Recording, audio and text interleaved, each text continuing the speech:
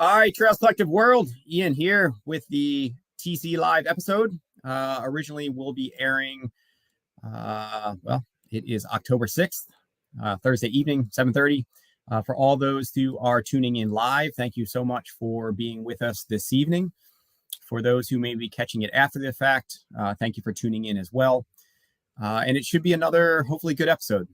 We are going to dig into some of the voices with 4 events that raced this past weekend. And we'll bring you, I think, at least 2 or 3 voices from each of those. So I'm looking forward to that. For those who are tuned in, it would be great to get any comments in with questions or comments for any of the guests or myself. If you want to plug in, you can do so with the Trails Collective's YouTube channel. You can also do it. It's also streaming on my personal Facebook page as well as the Trails Collective. So I appreciate you being on, but I think that the comments usually stream through, I believe, on YouTube most reliably. So for sure, let us know if you have any questions as we go.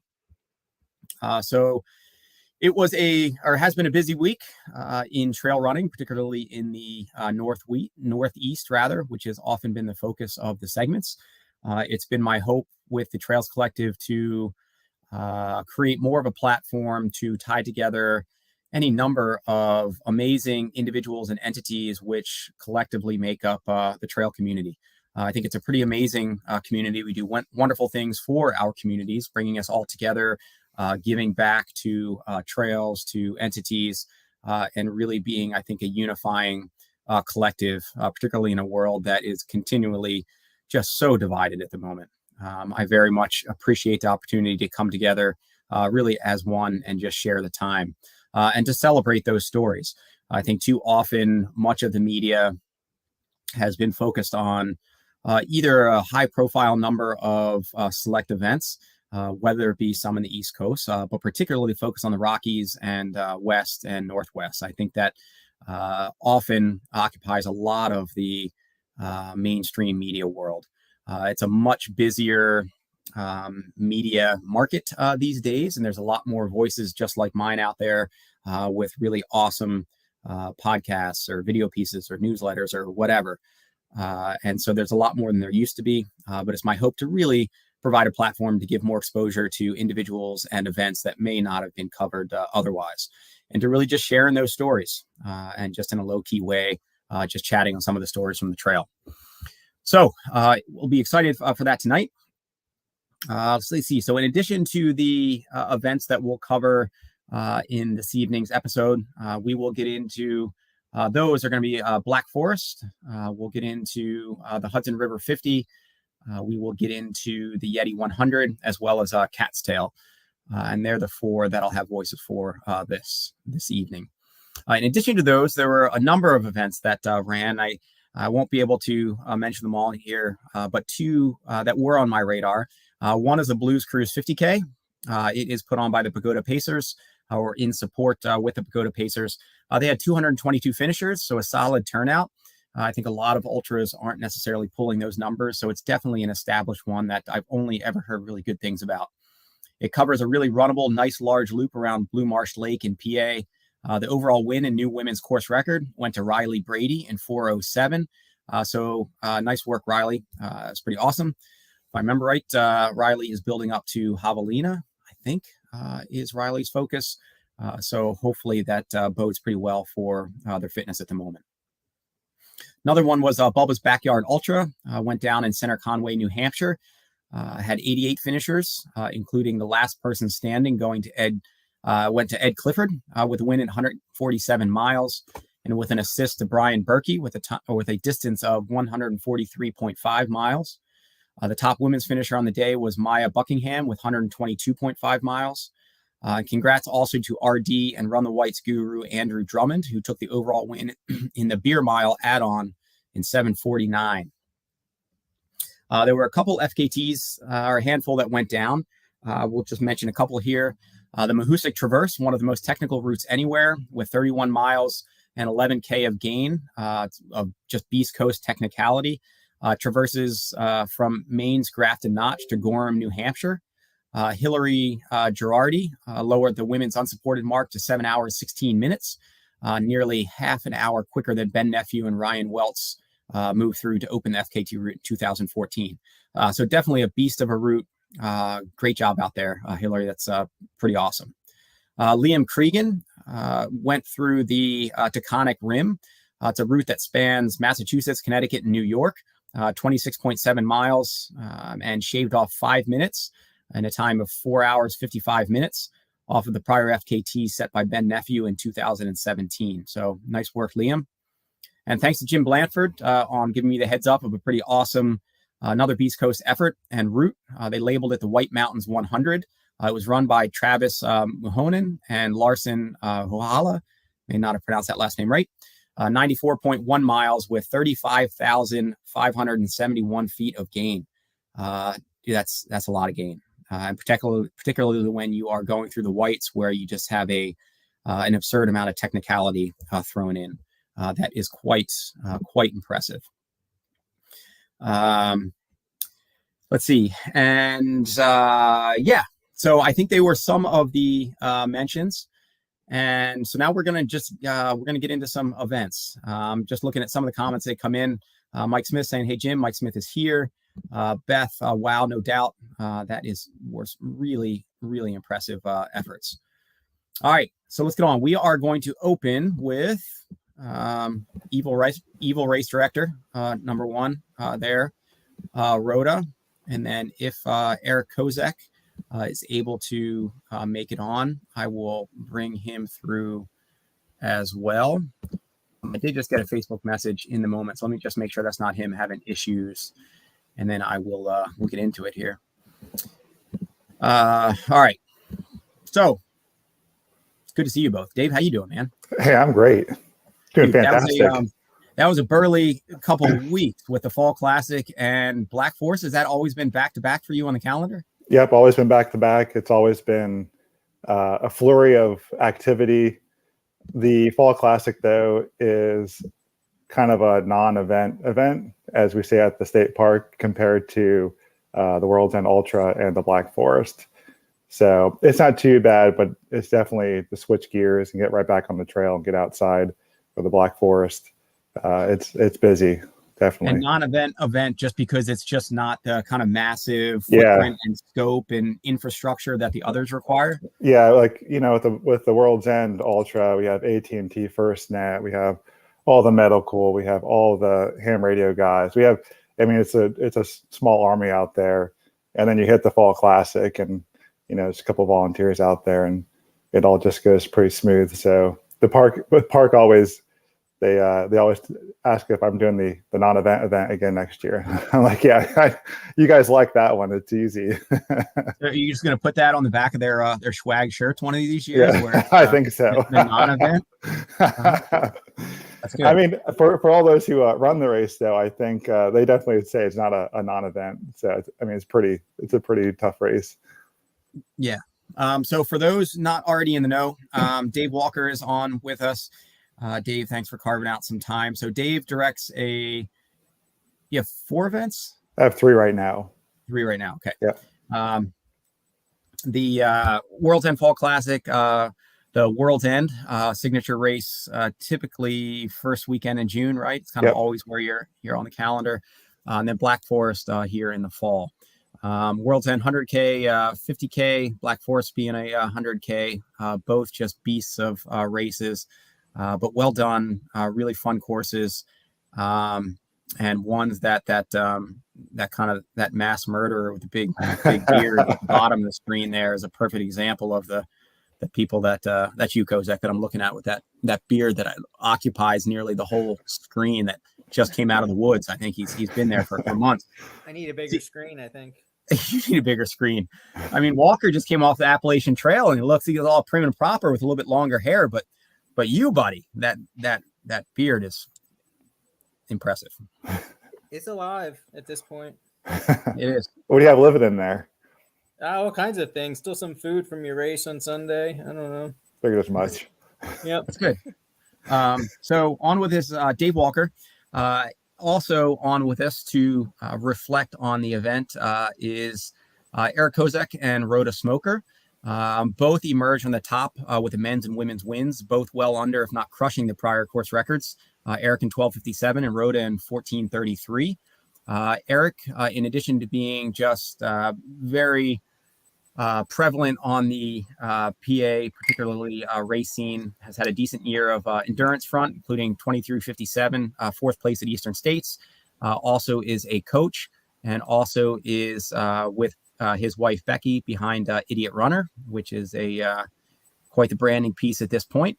And then Rhoda is another Beast Coast crusher, another big year, including a couple races each month, so it seems. And in the mixes were the Cocodona 250, as well as the MMT just 2 weeks later for the win, and shorter to mid distance in the lineup as well. So you guys are an impressive slate here as well. So thanks for being on with us. My pleasure. So Evil race director, and I think somebody on the Facebook. I don't know whether is that just a going moniker for you, or is that just based on somebody plugging in the Facebook stream earlier? It's been going on for a few years now. Oh, years. Okay. Yeah. Right. Eric and Rhoda, since you both are gluttons and not adverse to very hard things, I mean, would you concur? I mean, Evil race director going on, you're like, I don't know, man, that's kind of soft. He could probably up the ante somehow. Take it, Rhoda. I think he did better this year. I gave him crap the past 2 years for too many markings. So there was less markings this year, which made me happy. But yeah, I think he does what he can to live up to the name. Mm-hmm. I feel like I'm getting soft in the years, but yeah, I'm trying to reverse that. Kozak, do you live up to it? Yeah, I mean, he's right. He is getting soft. For some reason, he tries to make everybody happy now, and that's never going to work. That smile he has, that's fake. Some of the words, he has these inspiring words out on the trail. They're really just lies, but he's out there trying to make you feel like he cares. You know, in the last 4 miles, I saw both of them cross Abe's Fork. And I was like, you guys are doing great. Guess what? You got 4 miles left. It's just up this hill and it's flat and it's downhill. I lied to them because there's the famous V that they have to go down and back up and then another climb.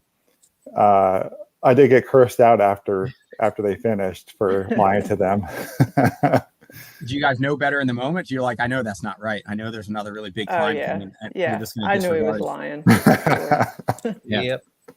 So, Dave, tell us about Black Forest. Give us the kind of the rundown of what the event and course is all about. So Black Forest, this is the 5th year that we've done it.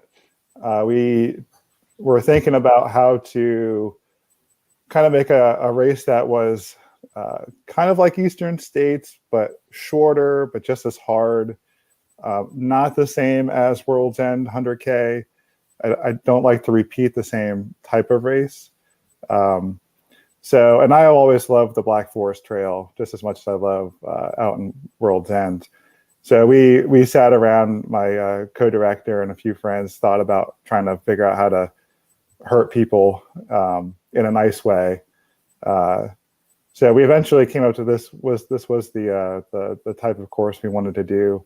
And so we ended up thinking, well, you know, this has got to be a graduate level. We're going to back off the amount of support you get. You're going to get a midnight start. It's going to be in the fall. A lot of people think it's like Hellgate. Not quite the same. Hellgate has a different flavor to it, but in a similar fashion with the midnight start.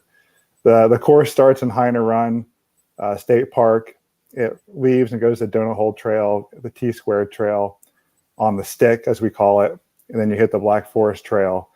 And then you traverse the entire loop of the Black Forest Trail before you head back down. One of the nice things about doing the stick out and doing the lollipop is in the night, you don't get to see the stick. But when you make your way back around, you get to see part of the course that you didn't see earlier. Last year, we decided that we should also probably reverse the course every other year. So then you also get, it's a different flavor each way. The even years, it's front loaded with all the climbing, and the odd years, all the climbing is in the back end. But you do get to see all the different views if you do both both the even and odd year. And so would you say that then Eric's record is soft and maybe Aaron was actually had a better performance because Eric was just in the softer direction, but not Rhoda, but Eric particularly? I don't know. So it's really, I think just from talking with people, I asked them last year and this year, I said, well, how do you compare the two different directions? And it is interesting if some people can have a higher output and still have enough fresh legs to do all the climbing on the back end. Some people like doing all the climbing in the front end and then pushing through the daylight hours on the easier sections. So I think it's some of the strengths of the runner themselves, how they'll be able to manage the course in each of the directions. So it's definitely been 50-50 where I've asked a lot of people and they say, well, this one was harder and this one was harder. Yeah. Rhoda, have you done World's End as well? I did. It's been a while, but I have. Yeah. What was it when we did the Triple Crown, Eric? 16 or 17? 17. 17. Yeah. So it's been a little while, but I did it that one time. You guys were kids all the way back then, like 5 years ago. Like Eric, you probably still have hair on top and probably a clean shave there. And like Rhoda, you were just like a kid, probably. Yeah. Yeah. Yeah, that was my first 100K was World's End.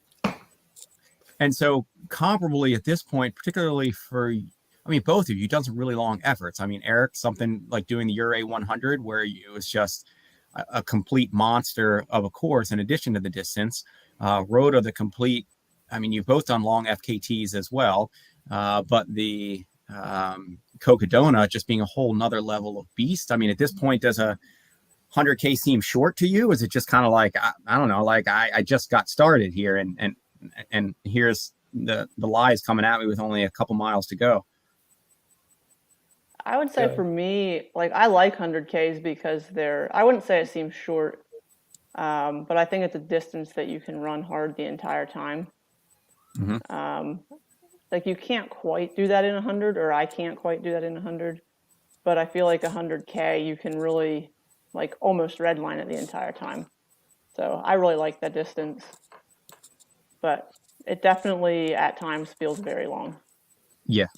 And Kozak, for you as well, you've, as I mentioned, a couple have really done some beasts of courses, and particularly even just having Eastern under your belt just a couple months ago. I mean, does it also feel, I mean, because I just saw the brief video that I commented on of you coming across the finish line. You really looked kind of fresh as a daisy coming across there. I mean, at this point, your mind and body must be pretty seasoned to, at least your bar is set at a whole different place, which really makes a difference.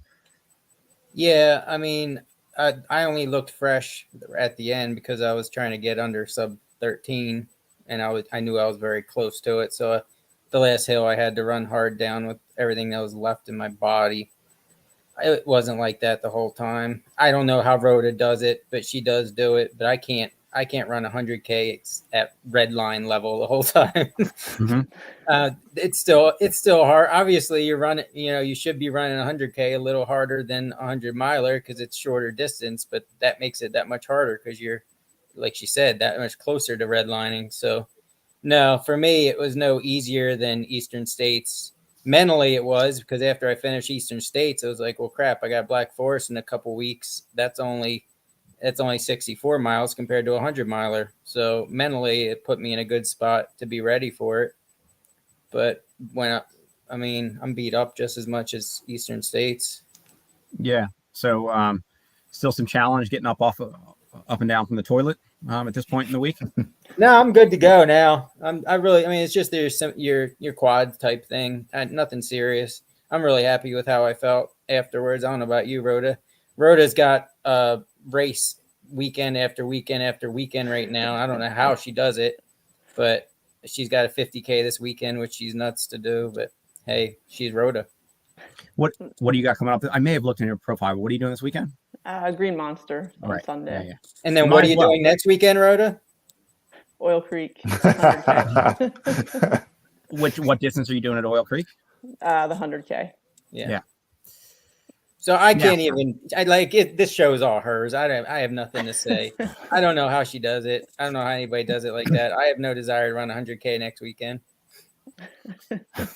So how about numbers, Dave, with this one? Because this one, World's End, you continually, I mean, you cap out in short order, right? I mean, you have a hard cap there, and it's like within like minutes or something like that you open World's End. Typically between 3 to 9 minutes between both races. Yeah, and what's your cap on that? It's like 250 or something. 350 altogether. Okay. And so then here, do you think it's really just the night portion? Like, why do you think that Black Forest, do you think that just scares people off? Like, why hasn't this gained the traction that World's End has? I mean, it has gained some traction. We had about 90 registered altogether this year, but we don't really do a lot of advertising with it. And it does scare a lot of people. And I think they're starting to figure it out. A lot of people have finished and they say, "Hey, make sure you don't grow any larger than this," because we just love that it's so small. And I was like, "Yeah," but I think a lot of people, I think people do want to run the race. It's almost like, let's see how many other people can finish it, and then kind of measure themselves against those other people about doing it. But I also think that the fact that as more people complete it, they can also. I think about when you do a 100-mile race. I remember when I did, Laurel Highlands, I thought I'll never run a 100-mile race ever. And then Eastern States showed up. I'm like, that looks really hard. I'm going to run that race. And then I never thought I actually could until, there's a switch that happens. So I think a lot of people are starting to slowly say, I think I could do that. And they have that kind of eagerness to do it. I think it's definitely one of those kind of, it's going to stay underground for a little bit, but I think eventually it'll catch on. Comment in here for a question. What skill do you think is the most important for running races in or around Heiner? Climbing, fast descents, or pace on the flats? So I'll leave that up in case you guys want to mentally process it. But and for each of you, because Dave, at least in my experience, even though I've done a lot of races, I still feel like I gain just as much from just putting on or watching people run the races and that feedback there. So for I guess each of you can chip away at that question, I guess, in your experience, and particularly maybe for Eric, since you're a coach. What's the name of your coaching business again? Is it Dirty? I'm Dirty Coaching. Dirty Coach. Okay. Yep. So you guys could look up Eric Kozak for coaching as well. Rhoda, you're not a coach, right? And no. Okay. No. And then Dave, I give free advice out. But... All right. Yeah, I give bad advice all the time. Right, so if you want bad advice, ask me. So if you want to undercut everything here, but particularly if you're looking at this through maybe a coaching lens, I'll let you guys each weigh in on that. Well, this is an interesting question coming from an interesting individual, because PJ is my athlete, and he should know by now that all three are equally important. Well, I guess you did put it out there, an idiot runner, though. Like, you better get on here and ask some questions. So he's like, damn, like coach said, I gotta get on there and ask a question. I'm just doing my homework here, and let's ask a question.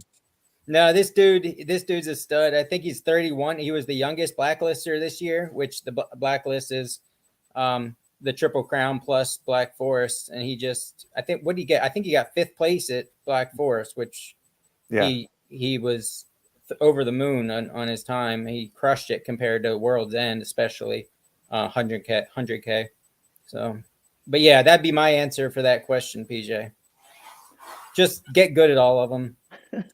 I feel like the area around Heiner, the climbs, they come in 2 flavors. They either come long and drawn out, so like you leave Heiner and there's first several miles you're just climbing, and then you hit flat, and then you have to run, and you can't dick around because there's tight cutoffs. You mean you have 19 hours, and if you're dicking around, you're not going to make them. So in training, I definitely would say, you better be able to make your climbs and keep running. And then you get to the middle section where it's very steep and short. So you have all these short little ball busters that you hit. And then you get to the top of the plateau and you gotta run. And then I think the least amount of time you should spend on is downhills, because a lot of the downhills are pretty non-technical. I'm not saying all of them, but definitely the climbing and being able to transition into running fast is key. Rhoda has her own. I would say style. definitely running. Like, I mean, obviously, like Eric said, it's all important, but I feel like how the climbs are, like, you got to be able to run the flats when you hit them because they can really drain you. All the up and down. And I know for myself, like, especially coming back during Black Forest, there's a lot of runnable stuff that your brain does not want to run at all. So if you can make yourself, even shuffle that, you're saving tons of time. So I would probably say just being able to run the flats after all the up and down is huge. I think in my experience, just that, I guess I've run Heiner, I've run World's End. I haven't done a bunch of the other PA races, but at least in my own experience in mid-race World's End, I think what ended up just crushing my system was just how, to Rhoda's point, runnable some of the sections were. I think I came into I mentioned this, I think last week, I don't know what we were talking about, but I came into World's End expecting this like technical, like juggernaut of a course or whatever. I think I had really just built it up in my head of just this nonstop, like rock kicking, like type course or whatever. And I think you get out of the campground and do that, like maybe a mile where you get some upturned rocks or whatever. But then I feel like it turned into like a lot of runnable stuff. I mean, not that I was necessarily running it all. You got some of the mud bogs in there and the trail that kind of switchbacks through the woods or whatever with I was tired of stepping in mud puddles, I think, of that course or whatever. But it wasn't like the technical stuff. And I think where it hit me was that descent after the, I don't know, where you get into that overlook area on the World's End course where you get high knob, and where you just get that, like, whatever, 3-mile descent after that. I think it's really easy in some of these courses to overrun like the runnable sections. And then by the time I started descending the other side, I just wanted to kind of lay down and just maybe whimper in a corner or whatever, just because it wasn't necessarily like the ascent or whatever. It was just like I was trying to hold back, but you just find yourself running like a lot. And I guess if you don't have the fitness to run that and you're not taking the intentional breaks or whatever, I feel like that can really kind of bite you in the ass. Whereas some of like the technical climbs, you drift into like a power hike and maybe like hands on knees or whatever, and you kind of regulate that effort. But I think if you're not prepared to run that length, it can kind of catch up. I would say both of these courses, the World's End and Black Forest, is a lot of a mental, like you have to have some kind of strategy to be able to run it well and effective. Because I mean, if you go way too hard up front, or if you lollygag here, or you're going to take that flat and put down 6-minute miles, you're just not going to be able to finish. So yeah, it's definitely a lot of a mental and strategy game. Yep. And some comparisons, I guess, if you were, because I think a lot of people maybe at this point know World's End, but if you were to make a comparison, Eric and Rhoda, in your experience to, like, as an example, the World's End course and to what people can expect with Black Forest. I think, me personally, I would say, I don't know. I feel like Black Forest is probably overall harder, but it's easier. It was easier for me, if that makes any sense. World's End, for some reason, chewed me up and spit me out twice. I think twice, the 100K. And it's just, I don't know what, I still haven't figured it out. Like you were saying, you got to figure out what, a strategy. I haven't figured out my strategy for the 100K for World's End yet. Black Forest, I had a good day, so that is my strategy if I ever do it again. Just have a good day. Yeah. I mean, if you want coaching advice, it's like, I don't know, just have a good day. Yeah. But I don't. Yeah. So I mean, that would be my opinion. Is I think Black Forest is harder. That's adding in the 6 hours of rain we had and the midnight start, which didn't really affect me at all personally, but that's all I got. Rhoda? Yeah, it's kind of hard for me to say. It's been a while since I ran World's End. I think the biggest difference of my memory, I'm bad at remembering trails, so that's why I run the same races all the time, because I don't remember them. But like World's End, I think it's much harder to get a rhythm. Like the climbs are shorter, so on paper it should be easier. But I feel like it's harder to get a rhythm there. With Black Forest, you have big ups and downs, and like big sections of running. So you can really like get in a groove for quite a while in some of the sections. I also know the Black Forest Trail way better. I've run it. Well, I've run the race 3 times, and I've run the loop at least once for every year for like the past 5 years. So that's just a trail that I love. So that probably gives me a little bit of advantage there too. But like Eric said, I think the midnight start and the bigger climbs probably make it a little more difficult, but it's probably debatable depending on your running style. Debatable, unless the takeaway is really just, and as long as you have a good day out there, like we're good. Yeah. I mean, that's Just idiot runner coaching at its finest, actually, right there. I'll give everyone my secret. I've eaten sheets for supper every year before the race. So there you go. That's the secret sauce. Is there a go-to sheets product? No, it was different every time. So just eat terrible food and then run 100K. So I have a question. Did the rain change any of your strategy during the race? Probably not for me. Not really. You just went balls to the wall. Try to keep going. Try not to get cold. It probably helped me, if anything, because I get cold very easily. So there was no stopping or like taking time anywhere, or I would have been freezing. Yeah. I didn't really have a strategy per se, other than Black Forest was pretty much my A race for the year. So my goal was to win and beat the course record for that direction for the course. But the rain, honestly, it kept me moving harder than I probably would have, because that was the only way I personally was staying warm. It was a pretty cold rain, and I get cold fast. My hands, especially, I suffer from Raynaud's, and my gloves got wet and everything. So the dark night when it started, it was pouring rain, and rained till 5 or 6 in the morning, and that forced me to run a lot of the stuff that I probably wouldn't have. I probably would have power hiked, keeping the heart rate up. Right on. Well done keeping the heart rate up. Yeah.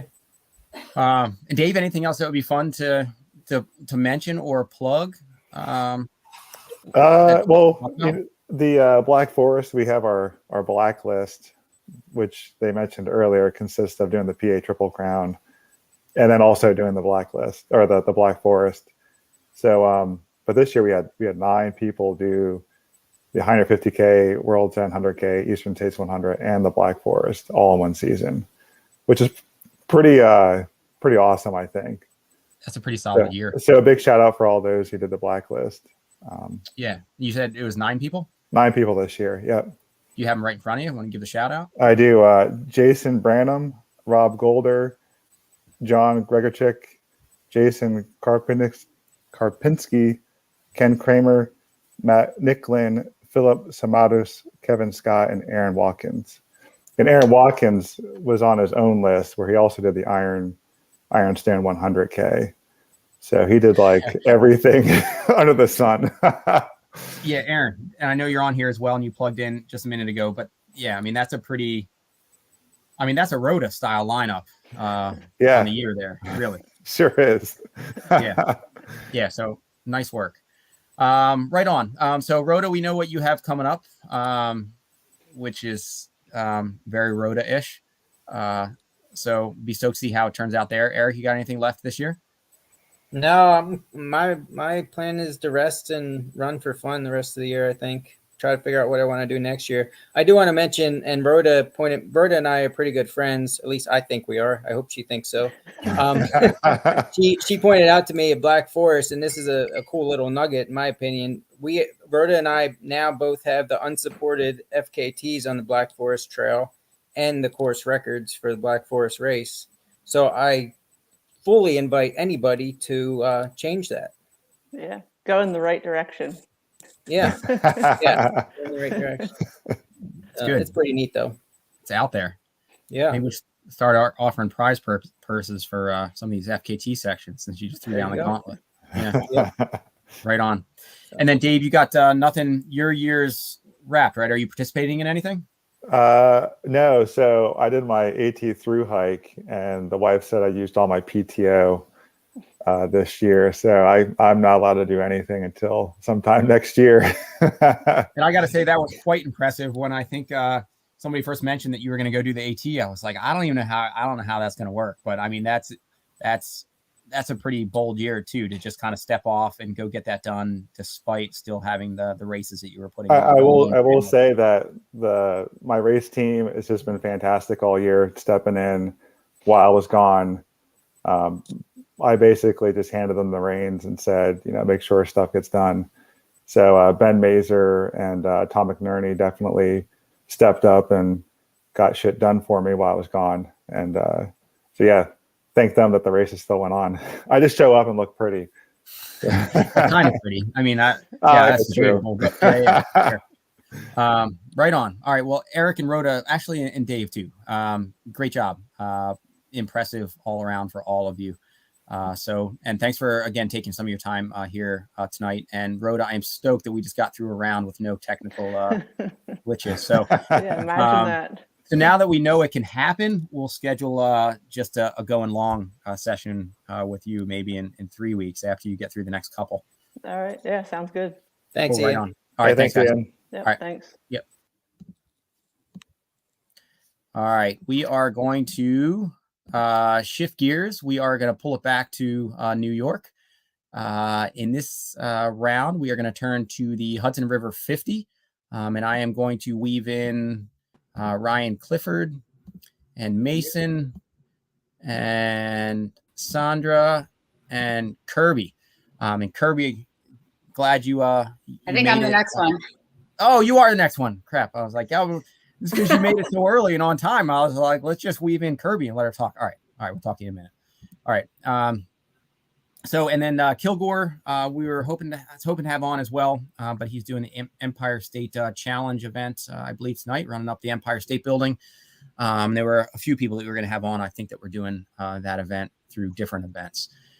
So the Hudson River 50. Dave Kilgore, for those who don't know him, pretty vibrant personality. He started his event company, Kilgore Racing. He sought to put together a world-class trail event staged on the banks of the Hudson in New York City. He offered a solid prize purse for the top 3 men and women in the 50-miler, as well as with a portion of entry earmarked for the Riverkeeper nonprofit to support the Hudson River. It had one loop, 25-mile loop, or the signature 2 loops for 50. Inaugural wins went to Mason, who's on with us here tonight, in 244 for the overall and men, and Nikki Niemeyer in 354 for the women. And for the 50-mile, the inaugural wins went to Ryan Clifford on with us in 547 for the overall and men, and Allison Heslin for the women in 801. Mason's also had a solid year, jumping into some really competitive fields, whether for Breakneck, Whiteface, Loon, and Hudson in the mix, really embracing the Beast Coast and the time that we're going to have you for, at least. And Ryan started this year with a 306 third place at Comset, not a slow 50K out of the gates, followed by wins including Cayuga Trails, Black Hills, Eastern States, and now Hudson River. And then Sandra also has racked in a number of tough event finishes this year alone, from Seven Sisters to Whiteface to Escarpment. Is this your first 50-mile, Sandy? No, I did the 50. I did the 25-miler at the Hudson. Okay. Yeah, right on. Okay. All right. So it's good to have all of you on to weigh in. So let's start with you, Sandra, because this is for you an event that is almost literally kind of in your backyard. So the importance of having maybe a signature event running on the flank of New York City here, maybe you can give us the kind of gist of maybe what the course was about and kind of the appeal being there in New York City. Well, the course is, I ran very comfortable because I know the course. That is my home tour.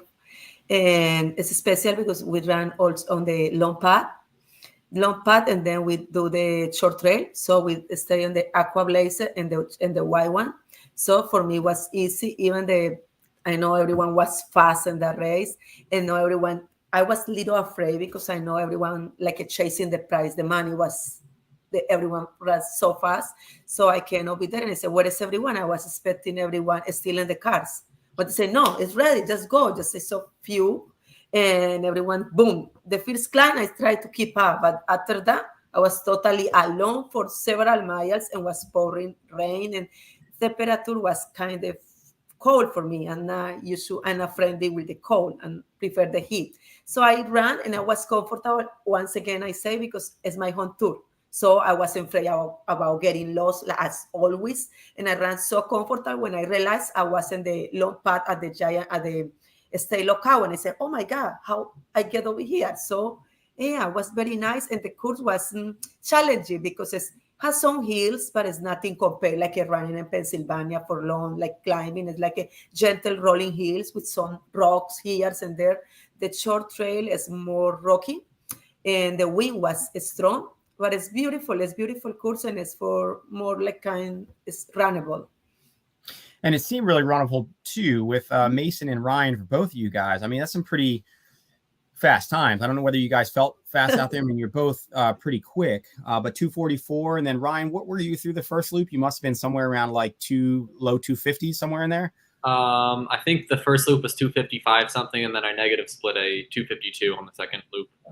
Which, if for those of you who hadn't seen Ryan run, I think you weren't necessarily on my radar for Cayuga, other than I was just kind of like, dude, who's this guy? Like I don't know if he's taken like any fuel, and I don't think that he looks any more fatigued than the last time I saw him. And I think that kind of went that way for like the full 50 miles. So clearly you're pretty solid in going long. You can be pretty self-sufficient, but you're both pretty fast.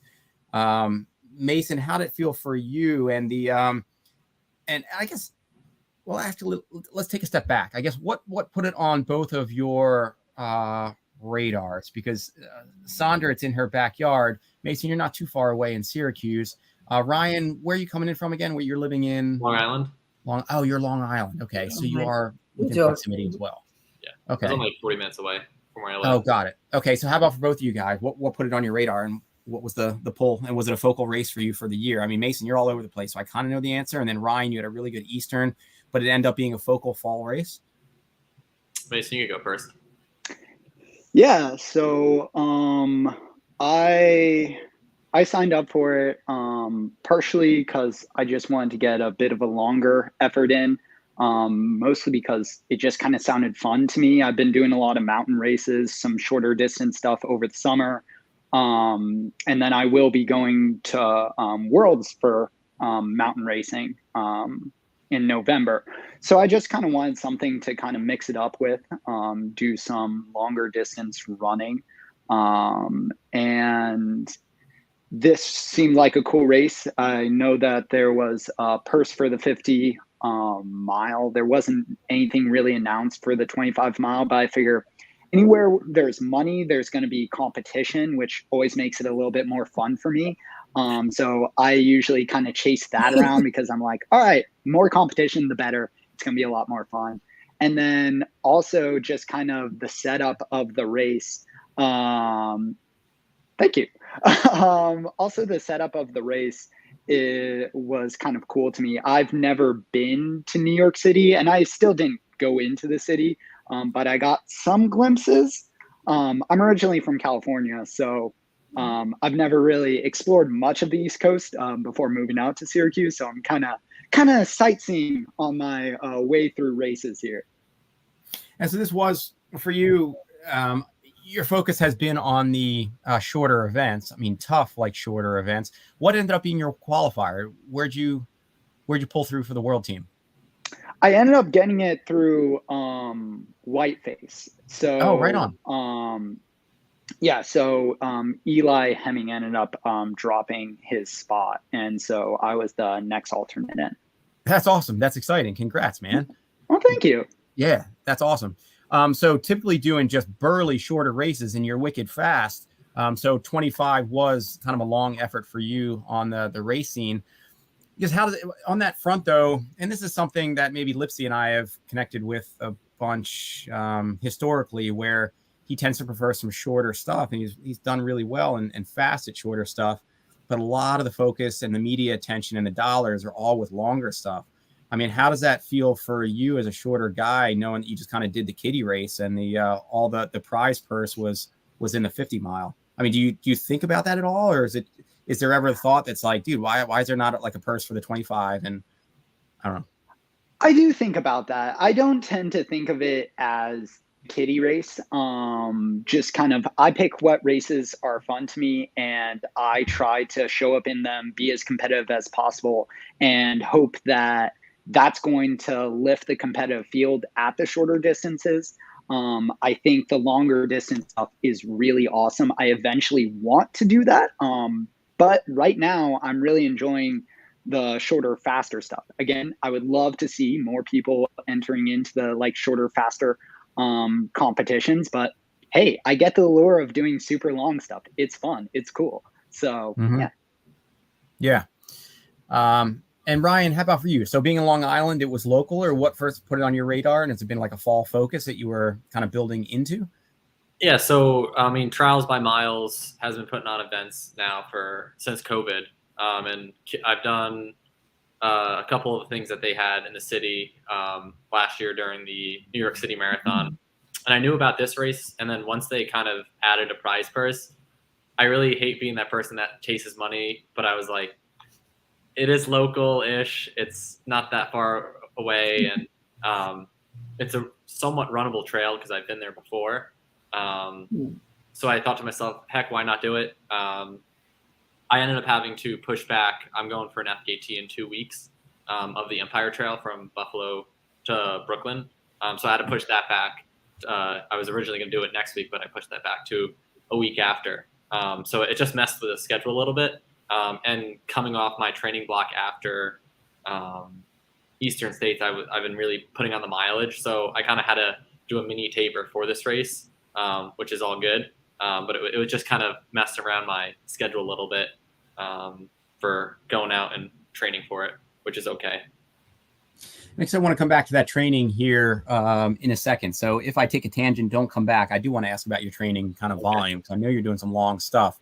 Sandra, how about for you, just while it came up in conversation, or I brought it up in conversation, or with the purse? I mean, because the purse, I think for those who know David, I think I would have had all confidence that he would have put on a really well done race. I mean, he's been around the scene long enough. He has enough connections that it would just be like a solid, well-produced race.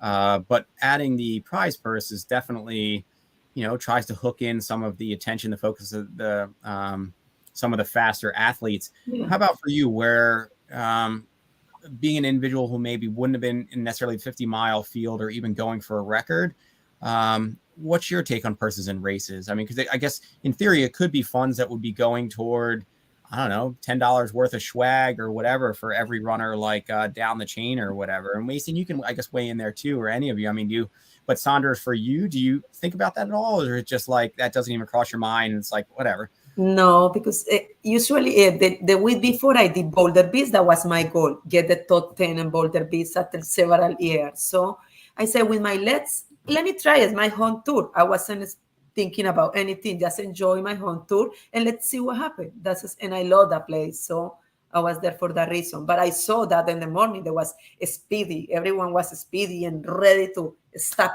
too fast, very fast, and was pouring rain. Even the 50 miler, if you remember, guys, was one guy, he just immediately starting, fell and get up quickly. That was me.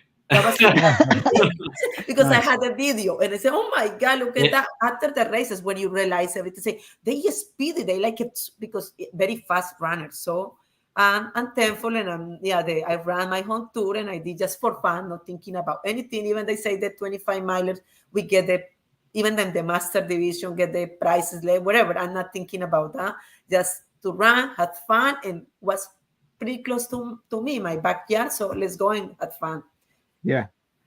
And then I'm going to jump to the training. So Ryan, what'd you have on your feet there that you took a digger? No, they had a sandbag in the middle of the. Oh, that's and what the side holding the arch for the. Yeah. Oh. I was in the second row of people, and so I didn't see it because there was a person in front of me, and I just. Oh. like 5 feet, 5 steps, and I was down. And the guy behind was helping you to, it was so quick, and just fly. You could have just demanded your purse be doubled for the liability there. But, Kilgore putting you at risk there. I mean, now your shin hurts and you may not get the FKT, and well, maybe you just better double down on this. Yeah. So for you knowing you can go long, I feel like in just a quick, maybe, I don't know what it was. Maybe it's like a Facebook stalk or something like that. I mean, you've done some long efforts, right? I think last year was maybe like a fundraising effort where you ran like 555 miles in 7 days or something to that effect. That's coming up in. Oh, that's coming up. Yeah, in a week and a half. Okay.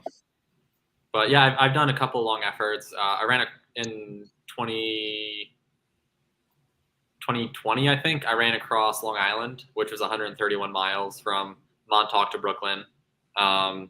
Last summer, I did the 46 peaks in just under 5 days in the Adirondacks. So I have a couple like good efforts going out. But coming up for this Empire Run, I'm calling it. I had a 200-mile week, which I've never done before, and then 175-mile week. So it was a lot of mileage building into it. And as you know, like when you're running those longer efforts, when you're averaging like almost 30 miles a day, you have to like slow your pace down. So at a certain point, coming up for this training block for the Hudson River 50, my training runs were like 8:15, 8:30 pace on average, where I know I have to be running faster for the Hudson River 50, especially with there being a prize purse and people, it's a shorter distance comparatively to, 100K, 100 mile. So you have to kind of be able to know how fast you're going to run and what you can do on the course. And I did usually I don't scope out courses, but I did a 25-mile loop 2 weeks before the race. And it was during my 200-mile week. And I averaged like 8:30 pace. I was like, ooh, this is going to be a really rough race. But it ended up working out because I was able to bring that pace down for my runs in 2 weeks. So what was the 244? I mean, so you were flying. So what that work out to be, a little over, is that like 7:30 pace or something like that per loop? Do you know what you averaged there, Mason, as an example for the 25? I think I was just under 7-minute pace, something like that. It's kind of what I had on my watch. And what was the elevation gain per loop? Do you guys know? Was it 1,700 or? Yeah, because the total is like a 1,500 or 1,400, so it's 700 something. Yeah, less than 800. Oh yeah, okay. It's not really it's gentle like a rolling hills, but it's runnable. The problem was some areas with rocks and the descending and but it's runnable. That's what they fly. And so though, Mason, how about for you? What's especially with the world team berth, that's got to fuel your training here with just like 4 weeks to go. Your fitness must be pretty good. So you're going to have a 7.1 mile race at Worlds or 7.5 mile race. What's the world champs for your heat or your wave or whatever? Yeah, it's 11.2K. I'm not great at the conversion. So yeah, somewhere right around there. Yeah. So what's your weekly volume then? Because you're pretty fit at the moment, but you've also had a lot of really solid efforts that are applicable this year. But what are you doing heading into Worlds? Yeah, so I usually float around anywhere from like 70 to like 85 miles per week. Just kind of floating around in there. Yeah. Right on. Okay. And then Ryan, so it's 5:55. That's what you got coming up, and you have a good support crew, and that's all dialed in, and people are going to be able to kind of like Mason, an example. I mean, you're going to run right by Mason. Syracuse. For sure. Yeah, I'm going to be putting all the stuff up on my socials, or me and my crew chief will probably be handling most of the social media posting during the run. But he's been great. Cody, he's crewed like my last like 10 ultras, which has been great. My dad's going to be joining along, I think, for the entirety of it. And we're looking to cover about 82 miles a day for a week. And with that then, so you're going to get some kind of sleep each night. I mean, that's not you kind of, maxing out the days, so to speak. I mean, you're going to go hard for full days, but then recover. It's not like you're going to try to go straight through. No, it's going to be about anywhere between 12 to 14 hours of running, hopefully, if everything runs on schedule. And then we're either staying at we have a couple friends in some of the start-stop spots throughout the week, and then we're going to stay at hotels for a couple of them as well. Right on. Cool. All right. Well, I'll look forward to seeing how that goes. Mason, obviously I'm going to be really excited to see how Worlds goes for you. Sandra, what do you got coming up? Anything left this fall? No, I'm just doing the race that I like. The Ben is doing the CatsTail River. Uh-huh. I like that race, so it's coming at ending this month. And is he doing a marathon? Is just up to a half marathon? What's the longest distance there this year? Half marathon. Yep. Cool. That is a pretty area. Yeah, it's beautiful. I like it. And I remember because they used to be the Salomon Trail races from the series. Yeah. I'm sorry, my dog. Oh, that's all right. Cool. All right. Well, hopefully that's going to be fun. Right on. You guys all did awesome. Sandra, I'm glad there was a really nicely done event in your backyard there. Ryan, that was another really fast effort. Congrats on the win there. And did you guys, and I won't tangent too much here, but were you guys much competition for fun? I mean, I caught up with Sam a little bit after the fact. But were you guys hammering in terms of, were you close? So my strategy was to run with people for like the first loop and then kind of take off, kind of similar to what I did at Cayuga. But after like the first climb, everyone was there. There were a couple people kind of like leading the charge on the first climb. But like it had a bunch of switchbacks with steps, and with like probably 2 switchbacks to go, I was power hiking like way faster than like the next person. And then I just got to the top of it. I took off, and I did not realize no one was behind me. And it was that way for the entirety of the race. So I probably had a mile and a half maybe with people, and then I was by myself for the rest of the race. So I did want to run with people because I figured most people could push the first loop. And my goal the entire time was to negative split that second loop, especially with the 50 milers having probably like an hour and 10, hour 15 minutes in the dark on like the rocky trails like they were mentioning. So it was a little difficult to go fast in that first hour, but you kind of knew you could make up time along the river, even though there was rocky sections. They took about 2.5 miles of the course that was right along the shoreline, and they put it onto the road that went right next to it because all the water the levels were so high, it was like over part of the trail. Wow. Which all the more then impressive to have those wheels. So what, your second loop must have been like 252 or something like that then? Mm-hmm. Yeah. Yeah. Which is just flying. Did you guys have separate start times? Did they just send the 25 and the 50 out apart from one another? You guys were what, 30 minutes behind? 1 minute. Yeah, 30 minutes. Yep. Right on. Well, impressive efforts. Great job.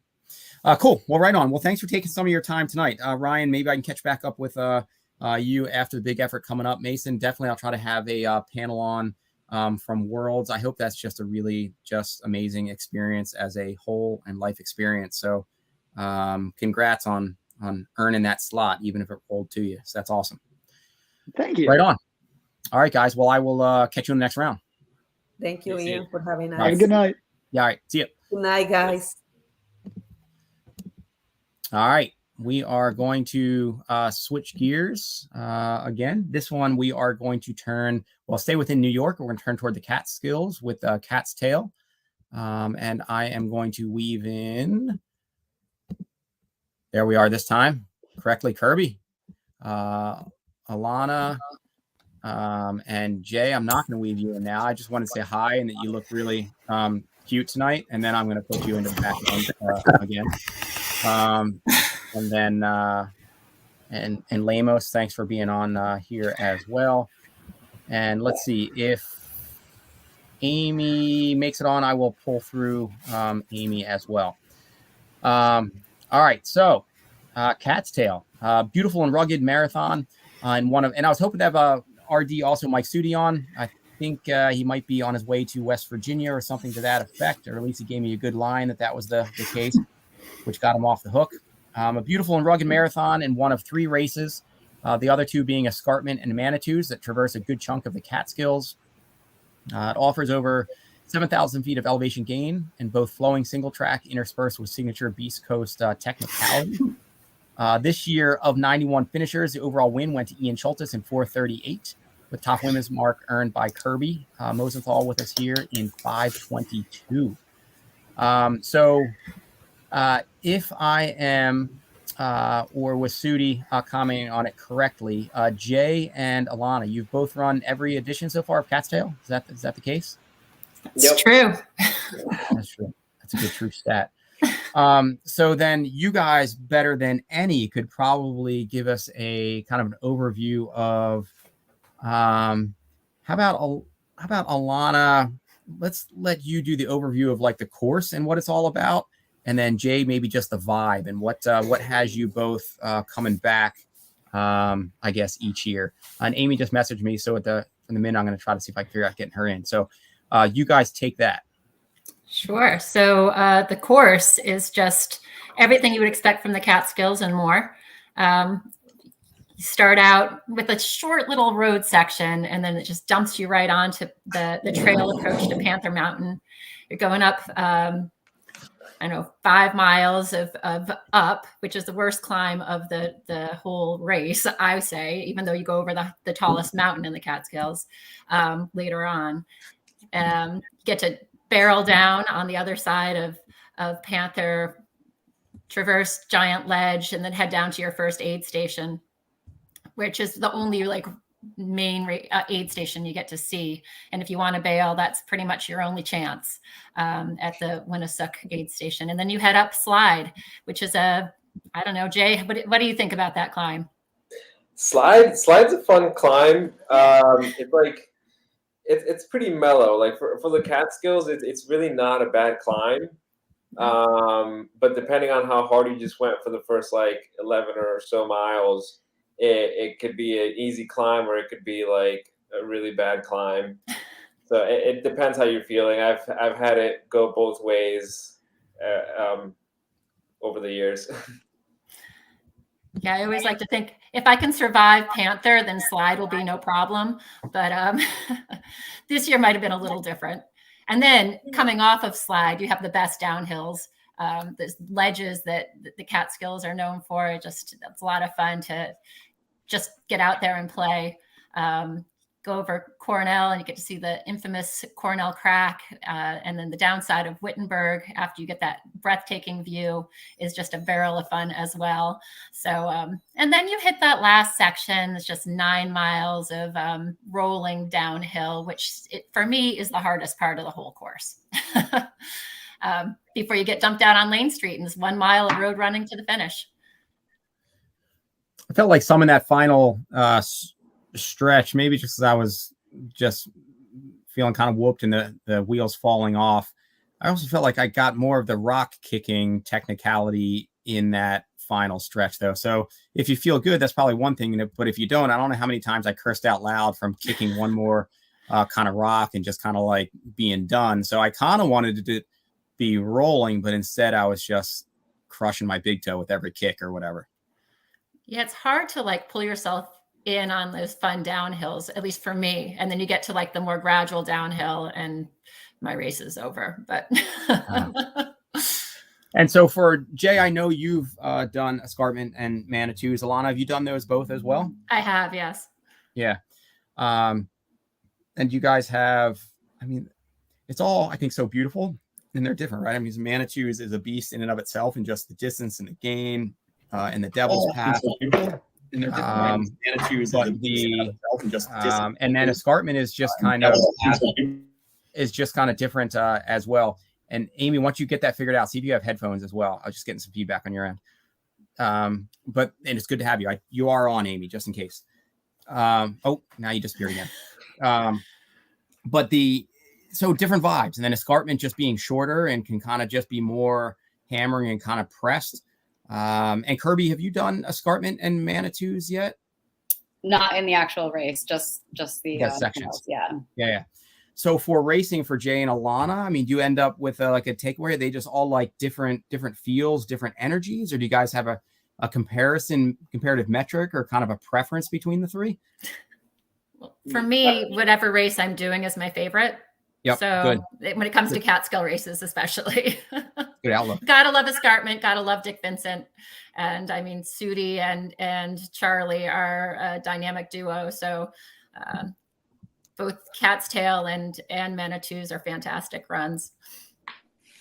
I think for me, I do have a favorite, and that's Manitou. I like longer stuff. I don't like to run, and I don't like to run fast. So there's that for escarpment. It's just, but you know, the Dick being the RD and like the whole vibe to that race is like really like you're not gonna get any better. So you kind of have to do it and then just suck it up and redline for 18 miles and then hope for the best. And it is fun running through those trails like as fast as you can because like I'm not running that fast during Manitou. So that's fun for escarpment. And then CatsTail, it's just a really fun run. Like it's real mellow, and then it's the fall, and then it's you have the usual people from like all like the Catskills like hikes, runs, and races. So it's like kind of like the last time that we're all kind of getting together at a race before everyone hibernates for the winter or whatever. And then also depending on the day, you get some really excellent views from the peaks. So yeah, that's how I feel about the three. Manitou's definitely my favorite though. Probably my favorite race ever. Wow. You're crazier than I thought. Yeah. Yeah, no, I don't know. Something about that race just it's like really deep in there in the heart. And I missed it 1 year and that annoyed me. That was funny. You had such a great opportunity that year and it's such a cool experience or whatever, but you could do nothing but just like, this sucks. Like I'm missing Manitous and I'm bummed, even though it was this awesome opportunity that you had. Yeah, I'm in beautiful Lake Tahoe, just like all like sad because I'm missing Manitou. And so for Kirby and Amy, so Kirby, for you, just racing through there, and you've done some other technical races as well. You've raced hard and really well at breaknecks. You're not you I think, but they're not all technical, right? I mean, but you don't shy away from the technicality in terms of just like racing, and you're going through it at that red line effort to a certain extent for the marathon. And then for you, Amy, taking what was like an hour off of your prior time, I think at CatsTail, which is a huge amount to shave off for a marathon. So I guess how was the Kirby up front for you and just racing over some of that technicality? And then Amy, will go to you on what changed over this past year. Were you getting coached by like Jay Friedman or what happened there? Yeah, no, I love the technical things. It's fun. I love speed and things too, but after recovering from a hamstring injury this year, the technicality was actually great for my hamstring since I couldn't open my stride so much. And we were a little bit nervous going into the race with that rain that was supposed to be hitting us. But luckily it missed us. It kind of tapered off. It was great. It was dry, perfect conditions, great weather, nice and cool. So that helped a lot this year, I think. But yeah, it's super fun. And knowing the course helped a lot. Going in, this is my second time, having some familiarity was huge. Kind of knowing how to navigate, those scrambles, the ladders, where to make some of those turns. I do think that helps a lot with these technical courses like Breakneck and CatsTail. And you feel like you were able to be pushing through like over that technical terrain, especially with the hamstring just recovering? I mean, do you feel like you were really hammering? Yeah, I try to make up all the time on the uphills. I'm kind of a wimp on the downhill. So I just push hard on the up, just kind of don't stop, just power through that as much as possible. And then those last 5 miles, you just, like you said, they kind of suck in the long haul there, but you're just like, get through it. And then you get to the road, you're like, all right, 1 mile. Let's see how fast I can go here. Damn, that last road on those Catskill races, that the infamous last road on like, and did you feel, so if you feel like you suck on the downs with not your relative strength, did you find yourself looking over your shoulder in that final section, or you weren't even really thinking about that? I think by that point, like I felt pretty good. And I knew that once I got to that road, I was, smooth sailing. I think I dropped like a nice, almost like 7-minute mile at that point. So I was like, all right, I think I'm good. Yep. Yeah. It's be tough for somebody to pick you off at that pace. Yeah. Well, you're so close to the end at that point and it's a home stretch. So you have that motivation there. Yep. There was usually on that home stretch. So historically, I've been one to kind of take it out and just kind of fall apart. And that's just kind of how it goes. Most of that's probably mental. I'm just kind of weak between the ears, and that's just how it is. This past year, I was really trying to flip the paradigm. I feel like I'm old. I'm not really competing anymore. And I just want to enjoy the experience out there. So Manitous, I was having a really enjoyable day. Started in that potentially in that little bit slower wave to not get sucked out with the leaders or whatever, and felt like I was conserving my effort and was enjoying the time there with you, Jay, and Seamus, and until I rolled the ankle. But I was really hoping on coming out and actually enjoying that road stretch and kind of laying something down. But I guess I'm just going to have to go back now then and try that again. And Amy, how about for you? I mean, so that was so last year, this was, let's see, so the hour pickup was just over last year when you ran, right? It was 2021 was CatsTail? Yeah, well, first time was 2017, and I ran like basically the same time I ran in 2021. Yeah. Okay. And then so last like year, this would have been just like a month after Virgil, though, right? You raced Virgil Crest last fall? Yeah, Virgil Crest was my first 100, and then actually CatsTail was 2 weeks later. So I think that was also a big factor too. Just not really good timing. Probably not the smartest decision, but well, you could have been smarter and dropped out at 50 like Jay did from Virgil, and he ended up probably having a decent CatsTail because he was like, 50 miles is good enough for me at Virgil, whereas you continued on to the 100 and still doubled back for a still decent effort. But yeah, that would be, unless you're Rhoda Smoker, who we just had on earlier in the episode. I mean, that's a beast. Yeah. All right. So that could be a chunk of it. And otherwise, training different for you. I mean, did you feel like you're able to race more aggressively here? Is your fitness much in a different place? Yeah, I think it's in a different place. Like this year I did Manitous, I did Eastern States. So I feel like having that experience really helped. Like I live on Long Island. There aren't many mountains there. So having that racing experience and enough time to recover after Eastern really helped. Also, just like I've been focusing, like kind of thinking about running a little differently. So instead of like focusing on like quantity, I'm doing definitely just more like quality. I don't really have a lot of time to train like everyone else. Like life is busy, 2 kids. I'm an OBGYN with like a kind of a disgusting schedule. So I just try to make my runs just more quality. And I think that's really helped a lot just by kind of focusing on running harder, doing some more like just, kind of stronger efforts, running a lot with people that run faster than me, that push me along. So I feel like that training difference has made a key difference in things overall.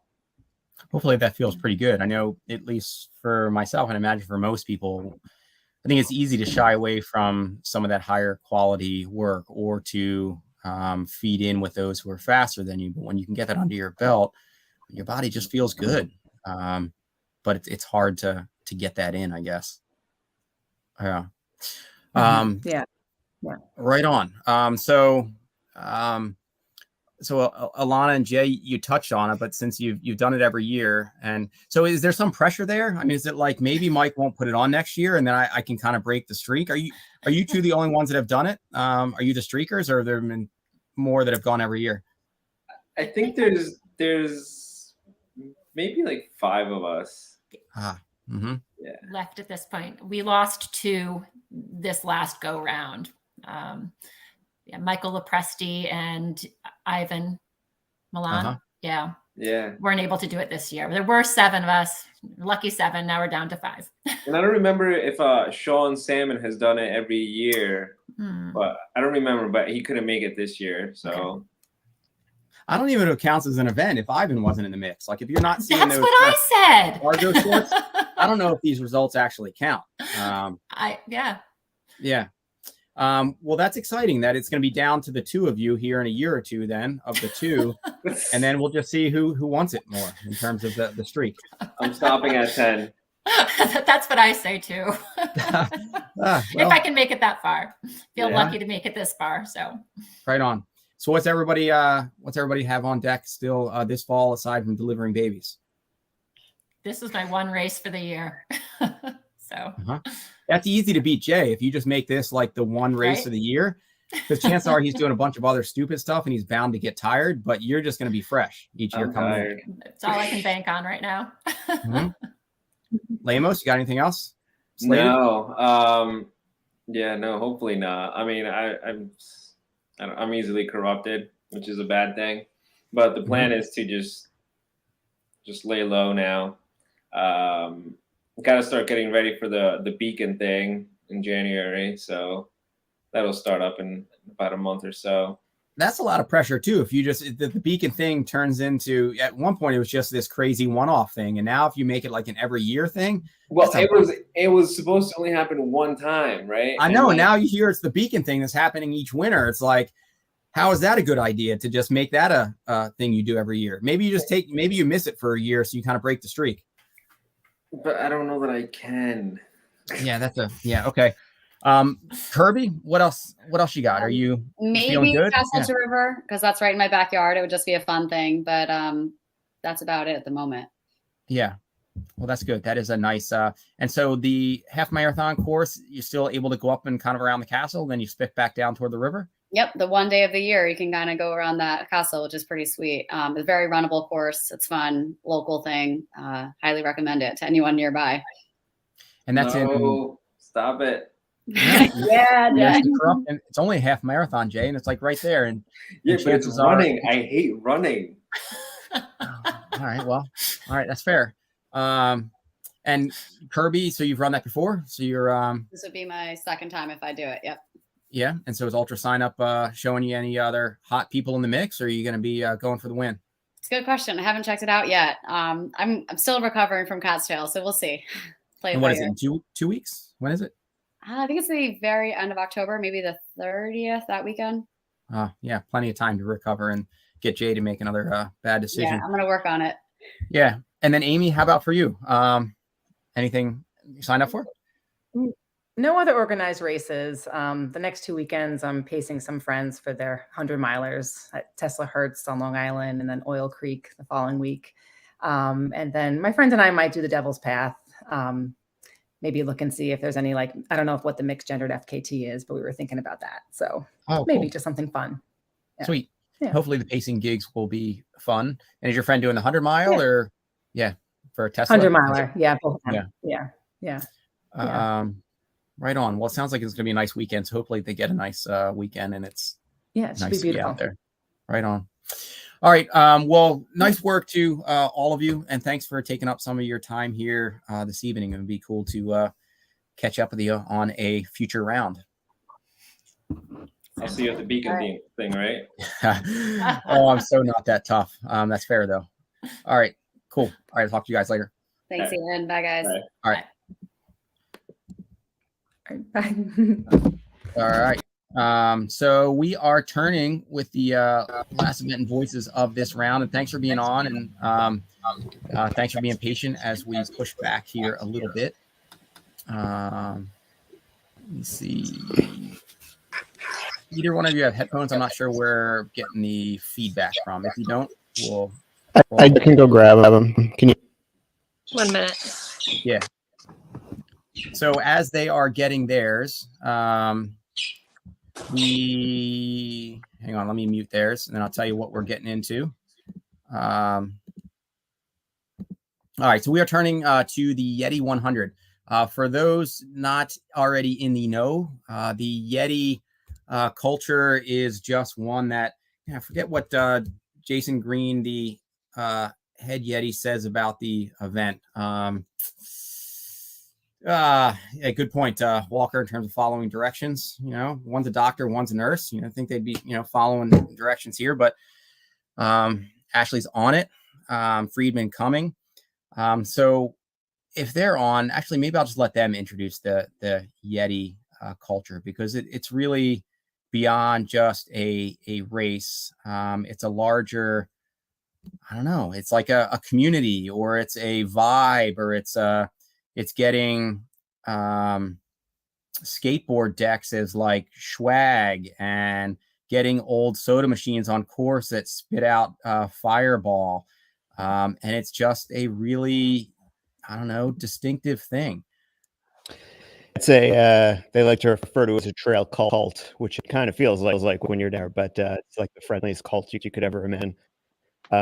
It is it's a very supportive and very inclusive community.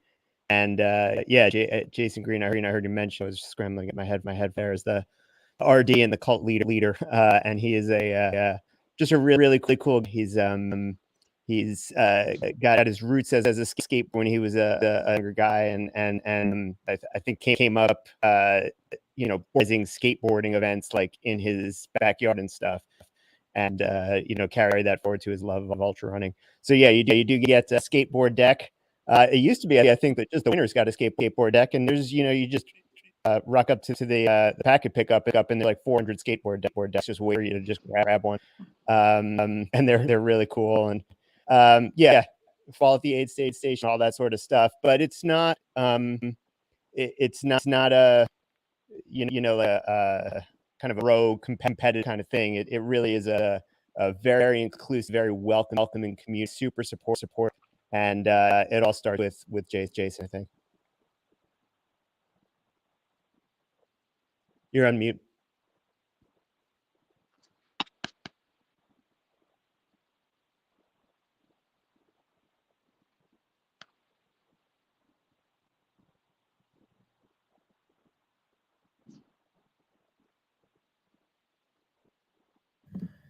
So I'm going to turn to Ashley here. So Jay, for a second, sorry, I muted myself because I didn't know what was feedback. So Jay, we're still getting a lot of like echo on yours. So go into your settings down below and see whether in StreamYard it's matched up to your headphones and your mic. So Ashley, for you, I think you're an awesome example of just embracing also just like the trail culture and community in terms of just going to really beautiful events and hanging out with friends. And so it seems like the Yeti culture would be very much up your alley, but I guess similar to what Jay was talking about, I'm guessing you must feel just kind of pretty at home at Yeti. It's just kind of like a fun crew to be around. It's really a great atmosphere. I think that one part that's great about Yeti is that like it really doesn't matter how fast you are. Like I believe that I heard Jason say like the first place winner was like the loneliest person, but then I was there for the last place and it was like a huge party and everyone was there supporting everyone and it was just like a lot of fun.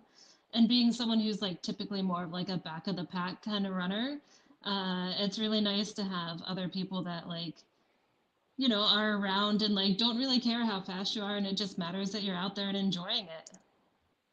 And so sometimes that's tough to build. Walker still being on the back end. Since you're there, dude, I'm just going to bring you back in. Since you're so, because I think that your events are an example too of like, I guess a lot of events want to have the reality of that golden hour, kind of the excitement and the energy around the final finishers coming in.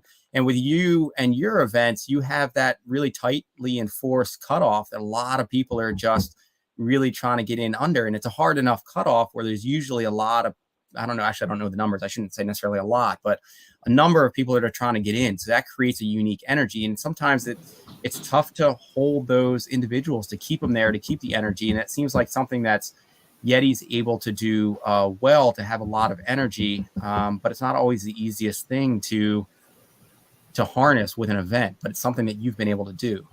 Yeah, with the World's End race, with the 50K, a lot of the 50K people stay for the 100K, and the party usually goes until about 12:30 at night. And yeah, it's definitely it's having that shorter race definitely helps. And with the Black Forest, since most people are finishing within that last hour and a half or so of the race, there's a lot of people there, which definitely adds to the fun and excitement. But you're right, those people who are out front, Eric and Rhoda and a bunch of the top 5 people, they said it was really lonely. They just started the race and they were just alone in the dark, in the rain. And I don't know how I'd feel about that. I mean, that takes a lot of mental game. And then to get to the finish line, and again, there's people there, but you definitely don't have all that big vibe until later on into the event. And how about for you, Jay? And we'll see if your sound's back on there, does that, because you're also somebody that's, I mean, you're a competitive athlete. You're very have been, at least historically, I don't know the past couple of years, but regimented in your miles. You're competing. I don't know what your coaching lineup is like for the clients that you work with, whether they're kind of, you know, front of the field or whatever. Have you been one to kind of stick around into that golden hour of Yeti, or do you still enjoy the vibe of that community, even if you're not necessarily there to the final finisher? Yeah, it's speak to Yeti specifically. The golden hour is pretty special for kind of a race. Am I still getting a lot of feedback? Yeah, the settings are I don't know. They seem okay. Okay. I can tell. No.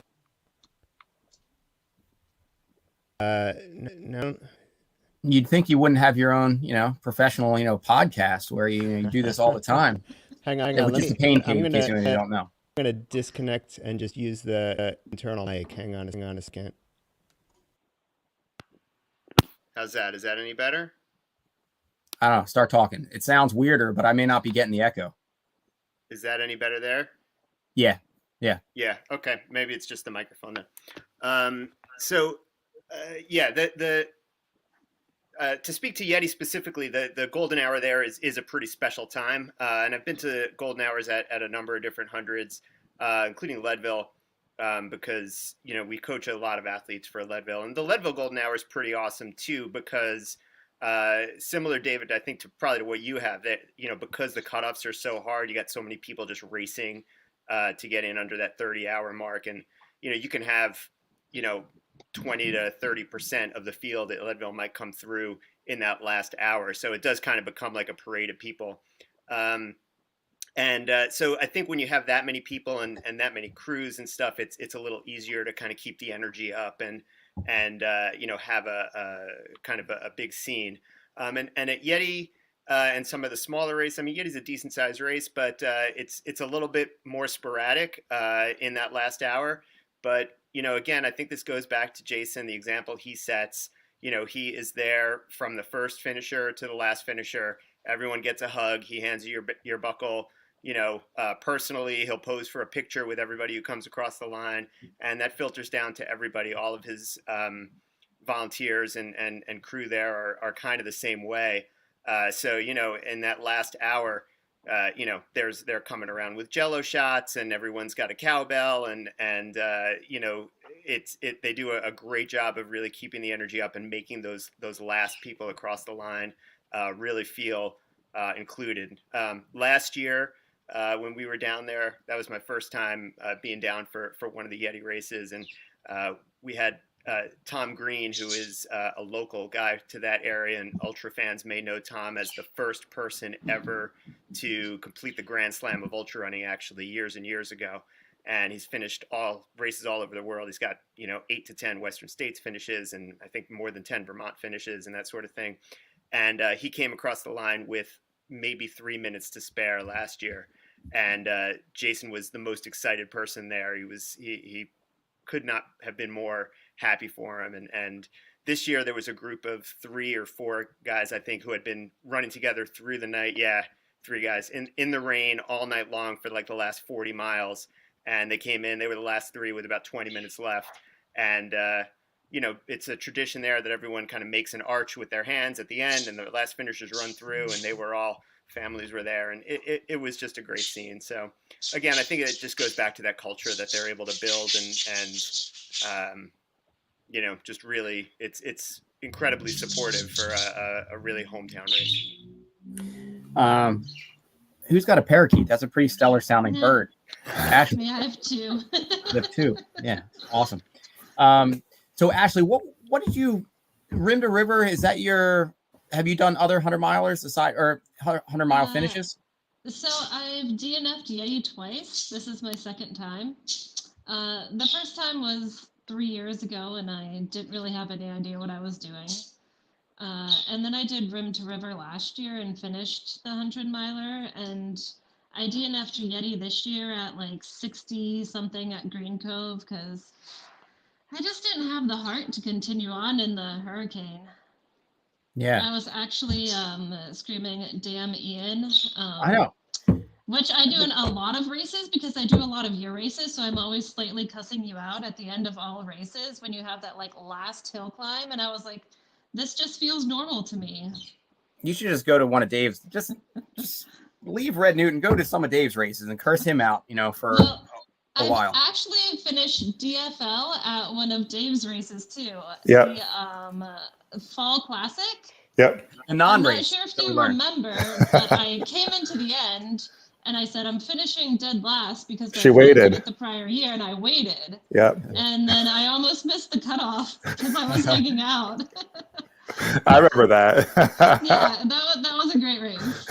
You waited to cross the line. Oh, no, I'm not going to finish. I've been sitting here for a while.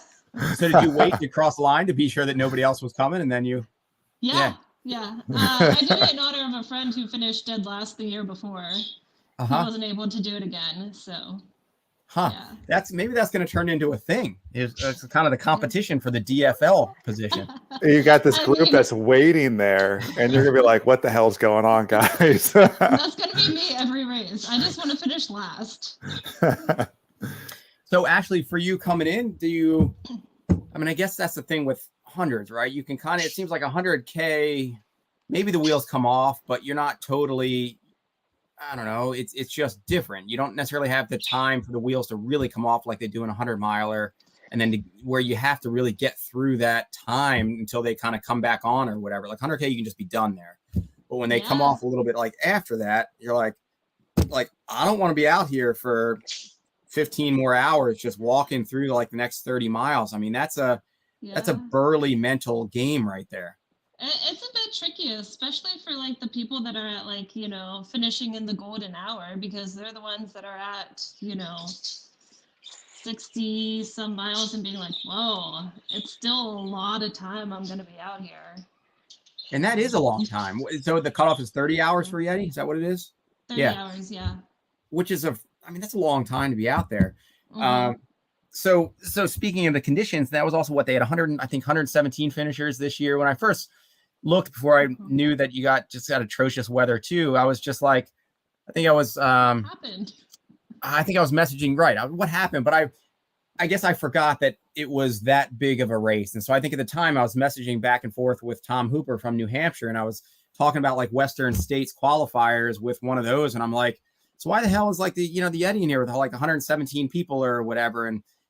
But I didn't realize the conditions were that crazy, because typically their DNF rate is, I don't know, not that high, right? Because it's a pretty non-technical rail trailish type course. Yeah, it's a rail trail. It's a little hillier than your average rail trail. There's an uphill at each end basically, and you're going end to end a couple of times. So you do get 5,000 to 6,000 feet of climbing, but it's all crushed gravel rail trail. It's very nice conditions usually. And the historical finisher rate is between 65 and 70%, and this year was about 50%. So normally you're getting right. You say, why is it a states qualifier? Because you're normally getting 160, 180, 200, maybe in a good year finishers. This year was very difficult. And Green Cove, which was the turnaround this year, they actually turned you around a little bit early. So you're most of the way up the quote unquote mountain up to White Top, which is where the race starts. And when I made it to Green Cove, I don't know, Ashley, that was about the most miserable time of the race. It was just, they had us under like a metal kind of carport kind of thing, and the rain was just pounding down. It was so loud. It was so cold, and you're a couple thousand feet up from the valley there. It's cold and it's windy, and we made sure to get out of there pretty quickly, because it looked like it was going to be a definite place where, a lot of people were going to be tempted to pull the plug there, because it was really pretty miserable.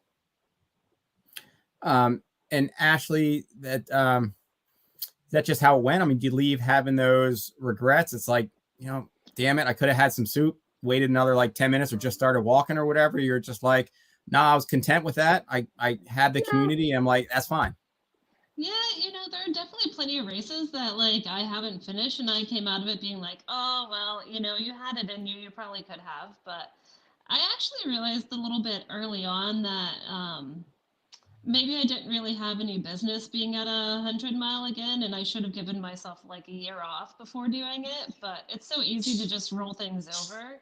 I just didn't really have a whole lot of like the heart that you need to have to finish it. And I realized that about like 30 miles in, I was like, oh man, I'm really happy now. I could probably be done and be content.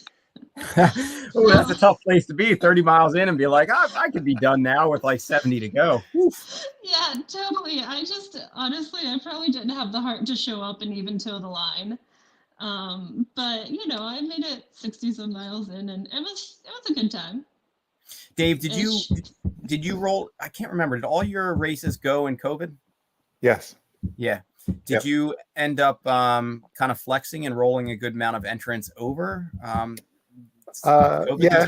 Yeah, we had some rollover. Definitely the people from Canada. Like we just finally got people from Canada down for Black Forest that have been rolled over for 3 years.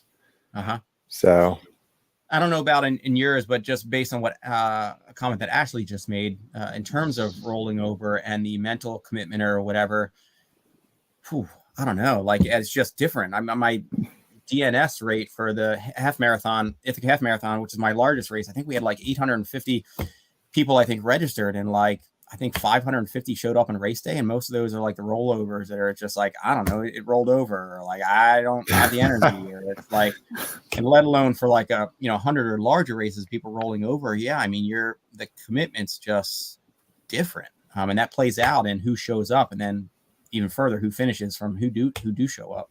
Well, it was interesting she was saying about just running 30 miles of 100 and being okay with that. I was sitting in the rain in my truck watching people go by. It was probably mile 10, 12, something like that of the race this weekend. And this girl saws my truck and she's like, I'm done.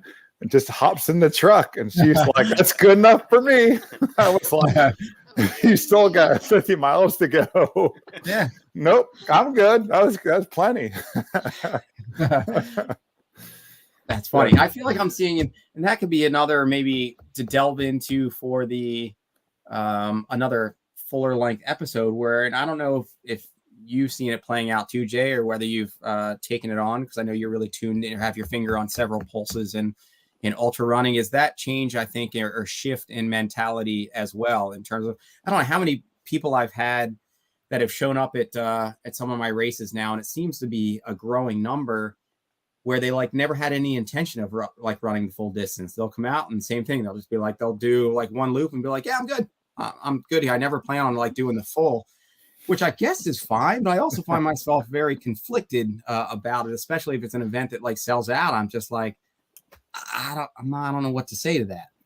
Yeah, that's weird. I think as Dave and Ashley were kind of insinuating a little bit, I think some of that is kind of this like rollover thing from the pandemic, where maybe these things sounded like a good idea a couple of years ago and life has changed now, and people are just, I think, maybe turning in some entries that they got before. I hope that's a transitory kind of thing, where people are just getting to a race that has been on the calendar now for a couple of years, and they're just like, well, let's just get this over with. And it's hard to finish any kind of race, especially 100, where you're just not fully committed. I would say the athletes that I work with, I'm not really seeing that too much. I mean, fortunately, I think the people that aren't finishing the races are sufficiently disappointed, I would say, that they haven't finished. Which, I guess, I hate to see people disappointed, but I'd rather they, have the full commitment to try and get to the finish and fail, rather than kind of, not go in with the complete commitment. Although, having said that, I was pretty ambivalent about this race going in, and I got to 33 and then to 41. And, if I hadn't had two people there helping me out, which I didn't last year I ran it uncrewed, and this year, Phil was nice enough to come down and crew with me. And then one of my athletes was there as well, who they both kind of took turns crewing and pacing. And if they hadn't been there, I would have dropped. I wouldn't have been psyched about it, but it was a rough enough day that, and I was, like I said, a little ambivalent going in, just with the way the training has gone. So it was fortunate that I had people there, but things usually turn around, I guess, if you keep going long enough. Right. If you can, and I guess that's the cool thing about hundreds, is if you can just kind of hang in there, that usually they do, which is somebody needs to be there to, whether it's the aid station crew or your crew, to get you out of that aid station, but like, nah, like you're not done. Like, get to walking, get the hell out of here. Yeah. Ashley. I definitely was pushed on to the next aid station by my crew, and they said if you get to the next one and you feel the same way, then you're allowed to. See, but they gave you the permission structure. That's the problem. Then I was allowed. We need to get you a new crew now. Like, it was funny at Hellgate this past I don't know what last December or whatever. I just kind of felt like hell. Like I was just like I'm done. And usually I don't think I'm necessarily a fan of crews because I don't necessarily want that out. And you don't want to be stuck in this awkward position of like, I don't know, who am I going to ask to get a ride home or what am I going to do? Like, I don't want those outs. But in Hellgate, there were some friends there. They weren't my crew, but they ended up being there and they could. And there was probably a piece of me that was like, all right, I can make it to just the next aid station, but I don't know, like I might pull out. And I think they must have been sensing that because probably where I was most considering it, I don't know, maybe at like mile 50 or something like that. And I was really going through these mental, gymnastics of like, what am I gonna do at this aid station? And actually, I think I was okay, but I think I wanted to ditch some gear. Actually, I think I was actually starting to feel okay again. I was committed to finish, but I wanted to ditch some gear. That was it. I did get over those hurdles. But when I showed up, like they weren't there. And I was totally banking in my head on them being there. And I was like, come on, like I want to ditch this like long sleeve layer and I want something else. And like afterward, they were just like, yeah, because we didn't want you to drop. So we just didn't even, I don't know, went and got like ice cream or something like that. And she's like, you bastards. Like, but they were doing their job, I guess, as like pseudo crew or whatever. And so for Ashley, for you to get a new crew, it would have been like, yeah, definitely a new crew. No, like, I'm sorry, leave again. Like, if you can get to the next one, we'll talk about it again, but you're not there yet. Well, here's the funny story. When I was through hiking, I was in Vermont and I called my wife. I was like, I kind of want to come home. I was just having rain and just terrible time for a couple of days. And she goes, that's a nice story. I don't know how you're going to get home because I'm not coming to get you until you get to Maine. And I was like, okay, I guess I got to keep hiking. You need a crew like that. It's never going to come and get you.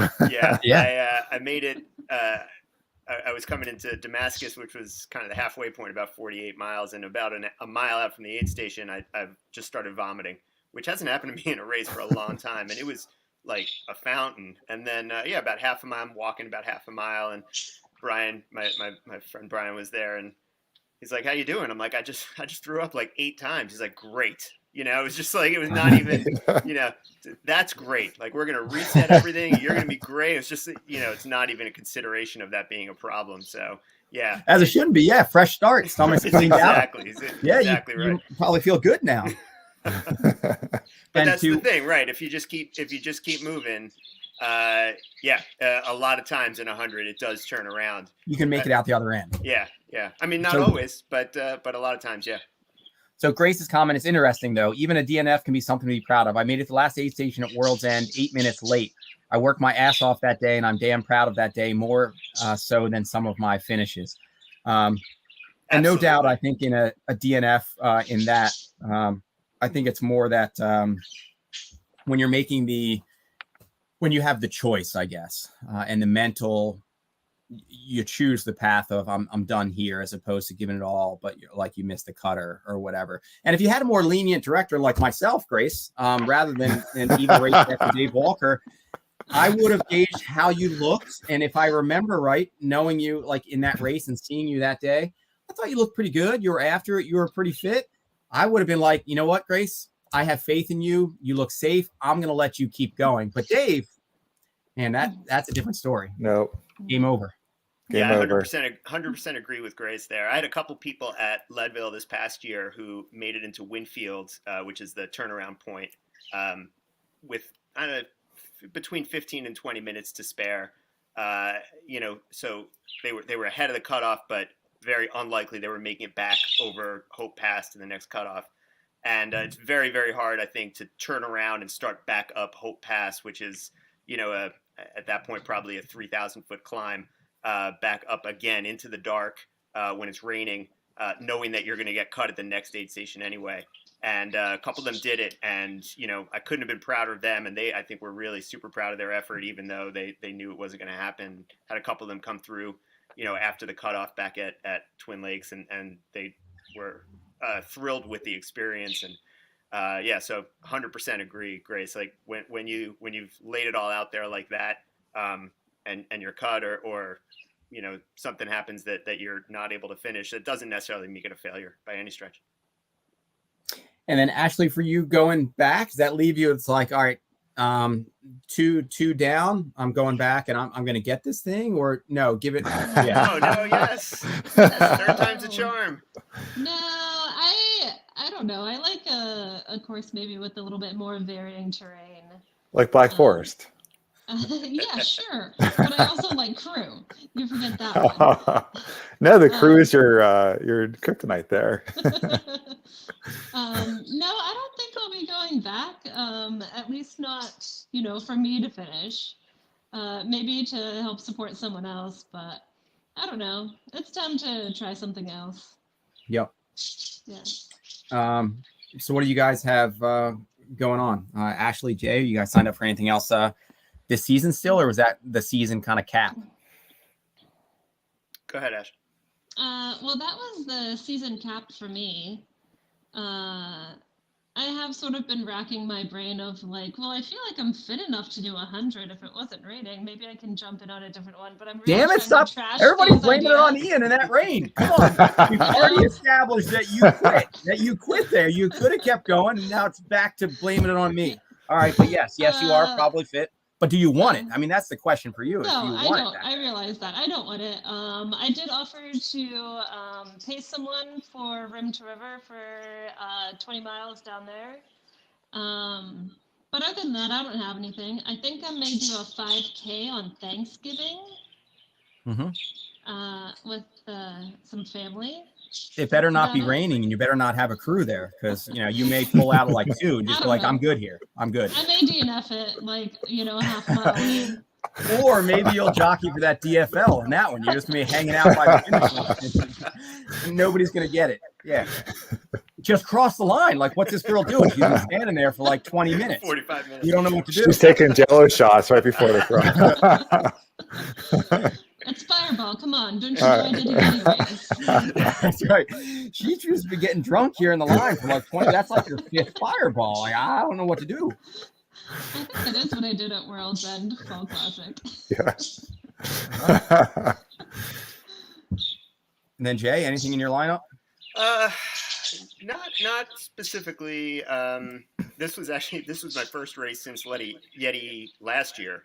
And I kind of just almost went down just to, feel what it was like to do a race again. But also, I think as a competitor, my career's starting to wind down a little bit. I think,